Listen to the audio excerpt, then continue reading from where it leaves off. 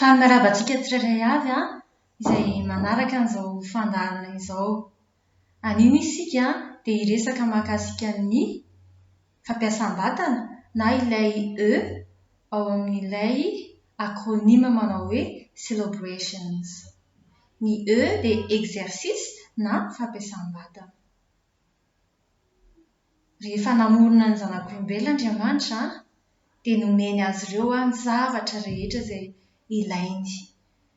Ary ilay Andriamanitra izay tena tiantsika dia ny tsara indrindra foana nomeny. Tsy manome zavatra ambanimbany antsika izy fa ny tsara indrindra nomeny. Betsaka ireo zavatra mahasoa nomen'Andriamanitra ny olombelona tao Sahedena talohan'ny fahotana. Ari anisan'ny resahantsika amin'izany ity lohahevitra androany ity.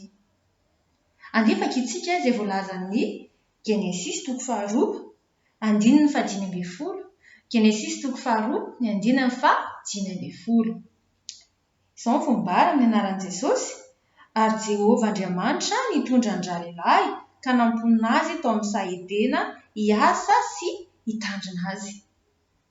Hitantsika fa mba hahatonga ny fahasambaran'ny Adama sy Eva ho tanteraka dia tsy hoe nampivelan'Andriamanitra ao Sahedena ry zareo mba hijerijery ny hatsaran'ny zaridaina fotsiny, na hihinana an'ireo sakafo mahasalama isan-karazany fotsiny, na ahazo fahafinaretana amin'ny firesahana amin'Andriamanitra sy ny anjely sy fifampikasoana amin'ireo biby fotsiny, fa nomeny zavatra anankiray izay tena mahasoa azy dia ny hiasa sy hitandrina ny zaridaina. Izany hoe asa vatana izany. Izany dia hanome azy hery ara-batana, hampitombo ny heriny ara-batana, hampitombo ny heriny ara-tsaina ary hampitombo ny heriny ara-panahy, hampivelatra azy amin'ny lafiny rehetra eo amin'ny fiainana. Rehefa tafiditra ny fahotana dia jerentsika hoe niova ve izany zavatra izany, nasoron'Andriamanitra ve ny fampiasam-batana sa mbola nampidirina tao anatin'ny ireo tsy ambaratelo hitondra fitahiana ho an'ny zanak'olombelona ihany? Andeha jerentsika izay voalaza ny Genesis 3:3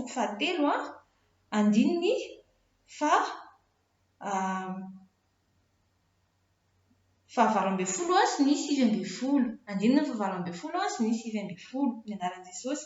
Ary niry tsiro sy ero anao izy ary hoaninao ny anana afam-boly, ny fahatsembohan'ny tavanao no azahoanao hanina mandra-piverinao any amin'ny tany.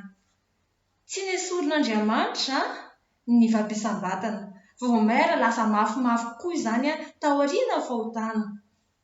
Marina fa tsy nataon'Andriamanitra ohatran'izany isika tamin'ny voalohany, hoe ao anatin'ny hatsembohantsika no hinanantsika hanina.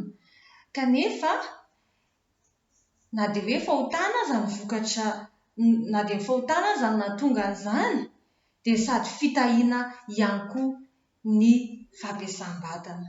Raha ohatra ka ny sain'olombelona tsisy fahotana, mila fampiasam-batana mba hampiroborobo azy. Maika fa ny sain'olombelona izay efa simba ny fahotana, vao maika mila fampiasam-batana betsaka, mila fampiasana ny hery ny reto ozatra ny vatantsika reto mba hahatonga fivelarana amin'ny fahafenony sy hahafahantsika mandresa an'ireo fironana ratsy eo amin'ny fiainana andavanandro. Amin'izao fotoana izao miara-miaika isika fa ny ankamaroan'ny olombelona dia tsy manao fampiasam-batana araka ny tokony ho izy. Tsy mifandanja ny fampiasana saina sy ny fampiasana vatana ka mahatonga ny saina hiarefy izany. Raha mieritreritra isika olombelona hoe hitombo ny zavatra vitako raha ohatra ka mampiasa saina be mandany fotoana amin'ny fampiasana saina be, dia vao may mihena ny zava-bitantsika sy ny tsiotsaintsika sy ny fitadidiantsika rehefa tsy mifandanja ny zavatra ireo, ary izany dia mitondra amin'ny fahasimbana lafiny maro isan-karazany.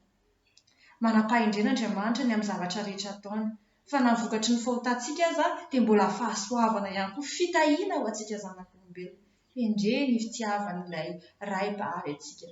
Fa tsy izy irery no miteny an'izany zavatra izany, fa voaporofo ara-tsiantifika ny fahamarinany hoe fampiasam-batana dia mampitombo ny hakingan-tsaina, mampitombo ny fifaliana, ny fahasambarana eo amin'ny fiainana andavanandro.